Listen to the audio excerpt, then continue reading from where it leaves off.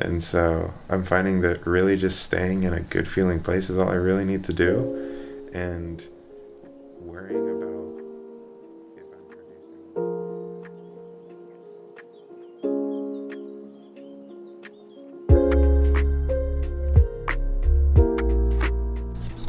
was cooking good looking. Okay, so I had this really cool dream experience and I was able to interpret it, and it was awesome to see the effects that it had, like the real world implications that this dream and this dream interpretation had.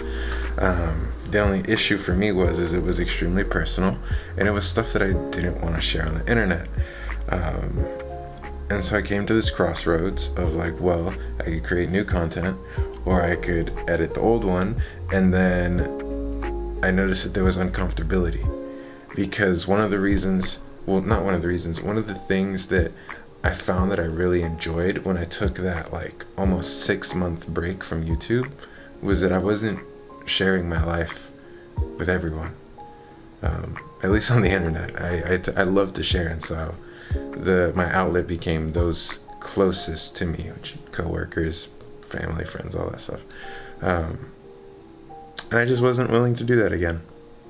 And so for 2 weeks I just kind of stepped away, and I realized that I went back on my promise, which is something that I told myself not to do in the first place. Don't make promises on the internet.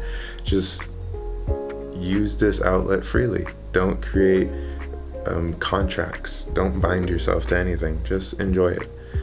So yeah. I find myself coming back here though because I don't know, I like to document stuff, and right now I'm going through this really weird, wild time. There is this eating system. There is this diet, which I'm currently on right now, called the Mucusless Diet Healing System, and it began around 2 years ago. I got fired from my job about a week before I was gonna visit my family. And so what I did is I just ended up moving back home for like 3 months. And at the time I had a bunch of books which I had not touched. So I just decided that I would bring them all and read them for entertainment when I eventually got bored. And one of those books was the Mucusless Diet Healing System by Professor Arnold Ehret. And it's a short book. It's less than 200 pages. And I read it, and it completely changed my view on everything, especially when it came to food. And I didn't grasp it nearly to the level of which I have it now, but even then, it was profound. So, in short, I've been transitioning to a very, very clean diet by my standards over the past 2 years. To where now if I have a white potato chip or some hummus, I am extremely hard on myself because I am cheating and I am creating waste in my body.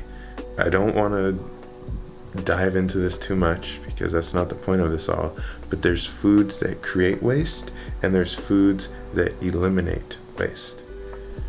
And so I've gotten to the point where like 95, that's a bit big. Let's go like 85 to 95% of a week's worth of food is food that eliminates waste. And 85% is if like I'm down bad, like I'm struggling. But anyway, this is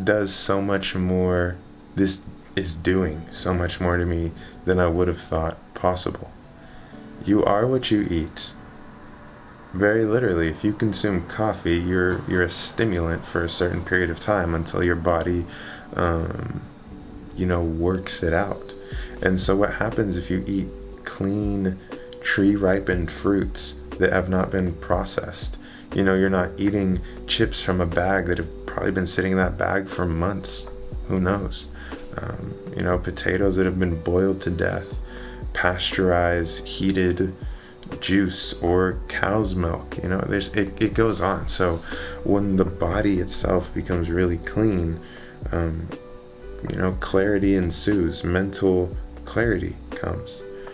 And so when you can think, one, very clearly, and two, for yourself, you're not so impulsive based on stimulants. You drink coffee in the morning and then you crash, so you need this type of food, and then you come off of that and you go off of this, and then you fall asleep because you're so tired. And it's just, every action is impulsive.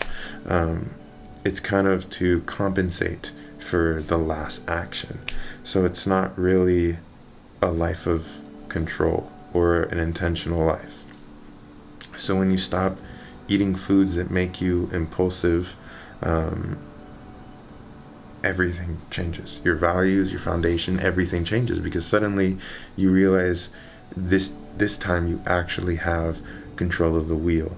And you can do mental practices and other stuff to gain mental control, but to the degree of which that you are given when you start to eat properly it's not even close. And so what's been going on is I've been really slowing down and realizing, like, whoa, like, I have time. I have time. So what's important to me? And so the first things that come to mind is health and community. Those are like non-negotiables to me. My health is of utmost importance to me, and I will stop. Like, it doesn't matter, even if I'm at work, which some would consider bad, but like, if I'm feeling bad while I'm on shift, I will stop. I will leave the situation. Sorry, coworkers. Like, I hope you guys can forgive me. I will work extremely hard when I come back in 10 minutes, but it's over. Not only that, but I'm willing to step away from people. I'm willing to step away from environments that, those people might think what they will, but for my mental health, it needs to go away. And then with my physical health, it's of the utmost importance, because it's how I serve others. If your body is dying, you can't produce money. You can't produce any form of service for those around you. You can't farm if you're a farmer. You can't pick fruits off a tree. You can't go to work, drive to work. You can't even speak to some people when you're super sick, because you can't even think straight. And then my community, my people, they're everything to me, because it's how I live. My boss isn't part of my community. He gives me my job. He gives me my money. Technically speaking, my apartment, my car, my clothes, everything is bought with my boss's money that I help him produce. My partner, she's been incredible. She's been insane. She's so good to me. My parents, I shout out mama, shout out papa, my younger brother, I love you, big man. My friends, quality, not quantity, when it comes to community, is huge. And so I'm having to tear down old things, and sometimes they're not coming down very, very easy. Recently, a lot of struggle has been stuff with financial stuff. Like, the character that I present to people is well liked. People call me respectful. People consider me insightful. People call me a listener, empathetic, genuine, kind. The list goes on. I've been called many positive things, but I really do struggle when it comes to where I stand in my perspective on the financial ladder. Like, I want to be great. I want to be great in every aspect, and one of those things to me is the ability to provide. I can provide an incredible amount of emotional support, and I can help sort people. I can help sort things out in people's mind, so they can navigate themselves or situations very easily. But I don't produce that much money. And in past relationships, that's been a thing of, like, having a job, and not only having a job, but the amount of money being produced have played big factors in the other's opinion of me. I remember there was one time where I was jobless and I was just making YouTube videos, and I was really happy and I was putting in the hours for that.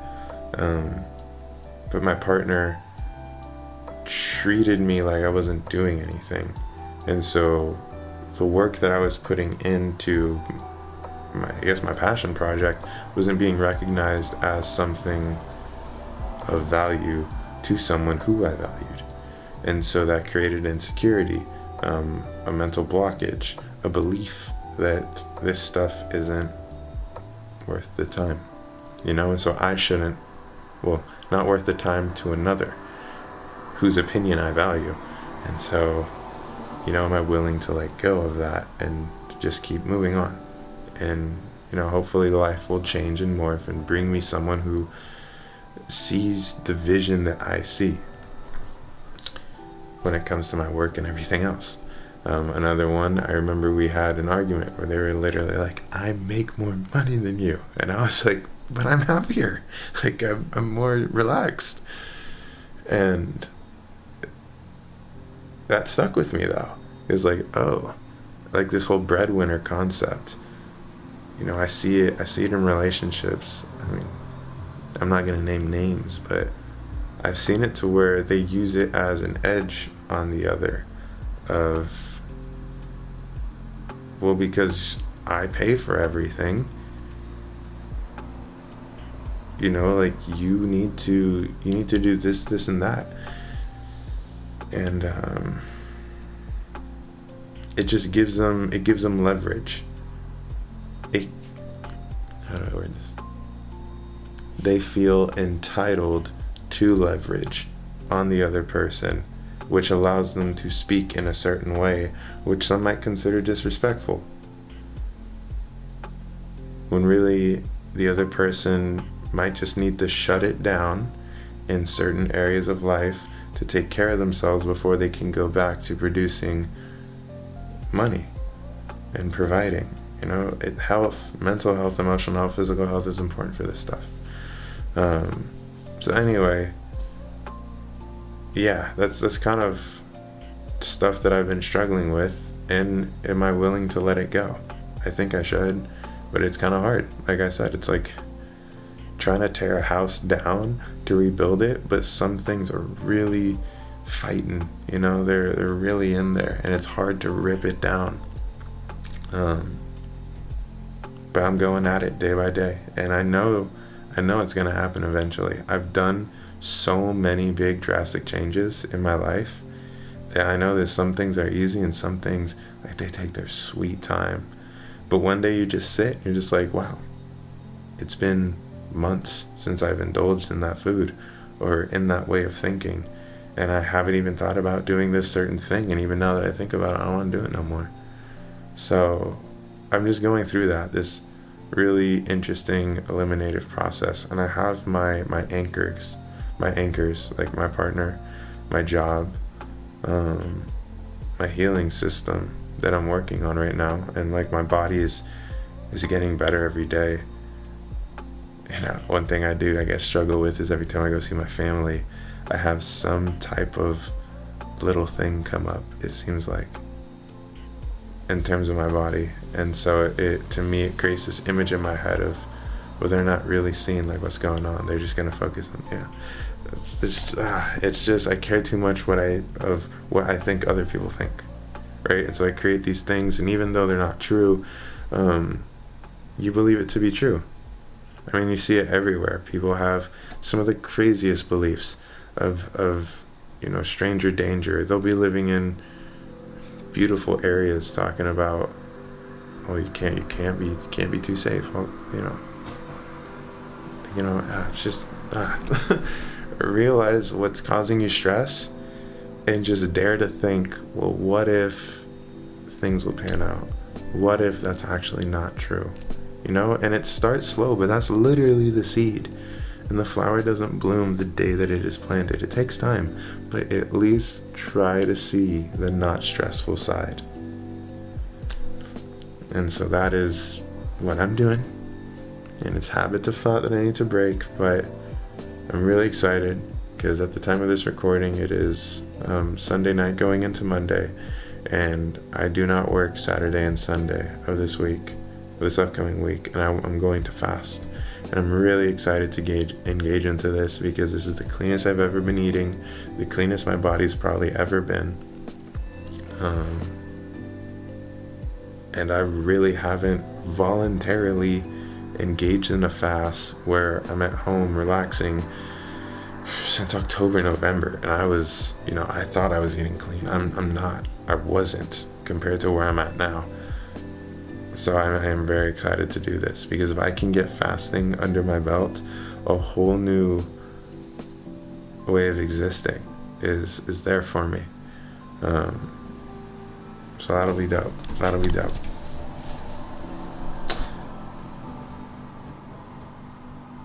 Dang, this is getting kind of long, but I want to keep going. I guess one thing I was thinking about was, my ultimate goal, which I'm not going to get into that. My ultimate goal is to attain enlightenment, that self-realization, that thing that Jesus, Buddha have. What is this that causes such a drastic change to where the things you say or do are recorded and still being talked about thousands of years after you've passed? And then I have to stop and ask myself, is this an egotistical thing? I find a lot of stimulation and entertainment in this journey of trying to obtain this thing, this state of mind, this perspective. Like, what is it,